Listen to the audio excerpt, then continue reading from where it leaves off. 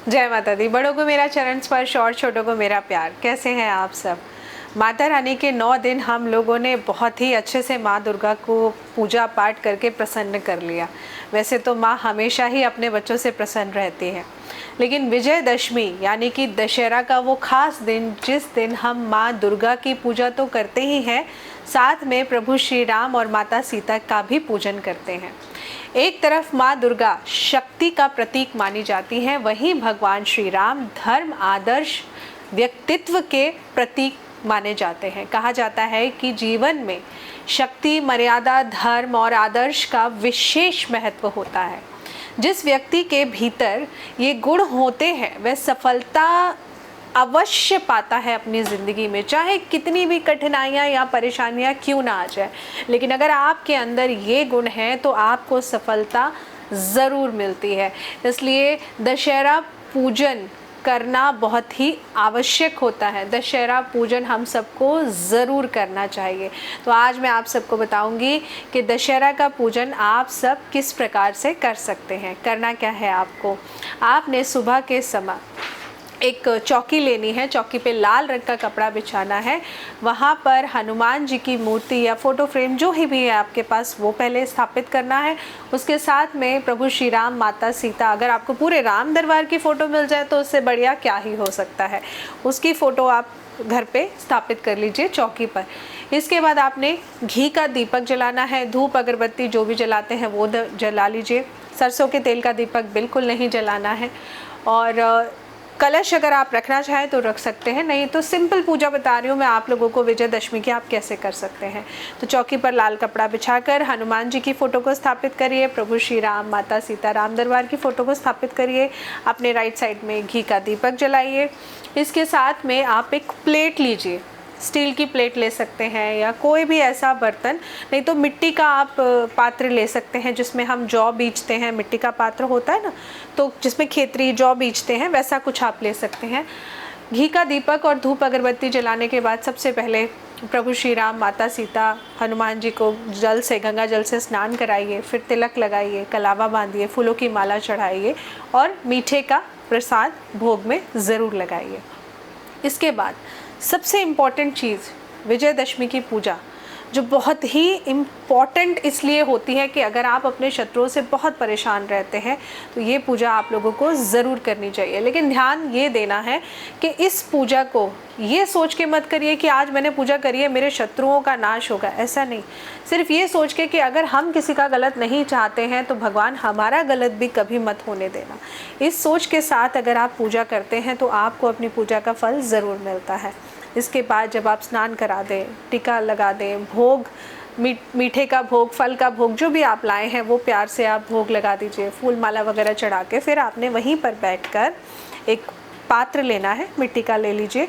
पात्र लेकर उसमें गाय के गोबर के छोटे छोटे 10 उपले, अगर आप गोबर लाके खुद बनाना चाहें तो बना सकते हैं, लेकिन कुछ लोगों को स्मेल से प्रॉब्लम होगी तो इसलिए आप बने बनाए छोटे छोटे 10 उपले ले आइए। उसके ऊपर आपने जौ, जो हम जौ नवरात्रों में बोते हैं, जौ लेना है।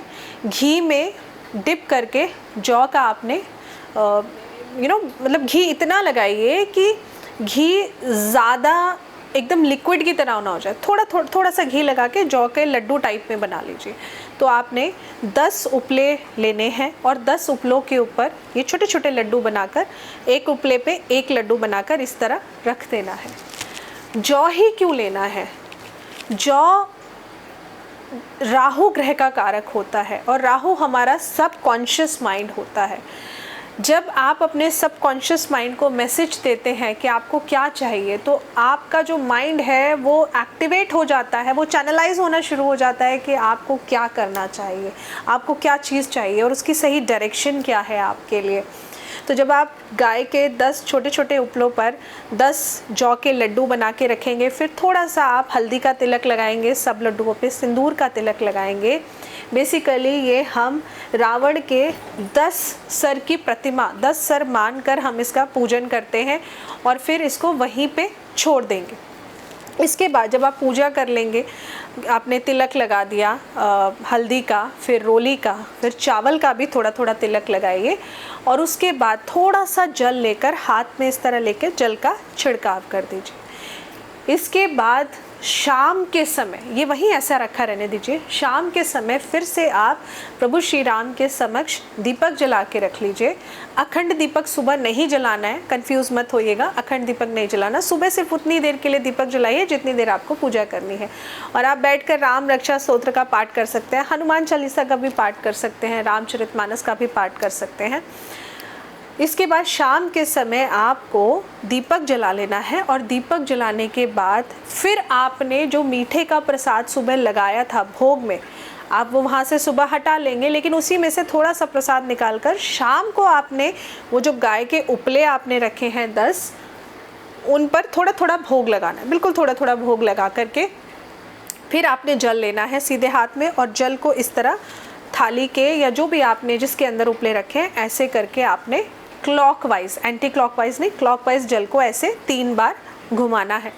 घुमाने के बाद में फिर आपको ये प्लेट यहाँ से उठा करके किसी ओपन स्पेस में ले जा करके, चाहे तो प्लेग्राउंड में या अपने छत पे या बालकनी में ले जाकर, तब जब दिन छुप जाएगा उसके पश्चात आपने इसमें अग्नि को प्रज्वलित कर लेना है। आप जब भी अग्नि जलाएंगे, जब तक अग्नि आप नहीं जलाते हैं तब तक जो दीपक आपने शाम को जलाया है वो दीपक आपका बुझना नहीं चाहिए, इस बात का आपको ध्यान रखना है। तो जब आप दिन छुप जाए उसके बाद फिर आप इन चारों उपलों में अग्नि लगाइए और अग्नि लगाने के पश्चात हाथ जोड़कर क्षमा याचना करिए कि आपकी ज़िंदगी में जो भी कष्ट अभी तक चल रहे थे, प्रभु श्री राम, माता सीता, लक्ष्मण जी, हनुमान जी उन कष्टों को, जिस तरह हनुमान जी राम सीता जी को अपने हाथों पे इस तरह बिठाकर बिल्कुल उड़ाते हुए लेकर चले गए थे, उसी तरह वो आपके कष्टों का भी निवारण जल्दी करे। और ऐसा सिर्फ अगर आप हर विजयदशमी पे करना शुरू करेंगे तो आप देखेंगे कि आपको जो भी दुश्मनों से परेशानी बनी रहती है वो धीरे धीरे होकर समाप्त होना शुरू हो जाएगी। नहीं तो आप इस बार एक बार कर कर देखिए, इसका डिफरेंस आप खुद देखेंगे। आपके दुश्मन जो ज़बरदस्ती आपसे बैर रखते हैं या आपके लिए भला बुरा बोलते हैं, वो खुद आपके पास आकर आपसे माफ़ी भी मांगेंगे और आपकी इमेज को जो ख़राब करने की कोशिश कर रहे हैं बाकी लोगों के बीच में, वो ऐसा नहीं करेंगे। जय माता दी।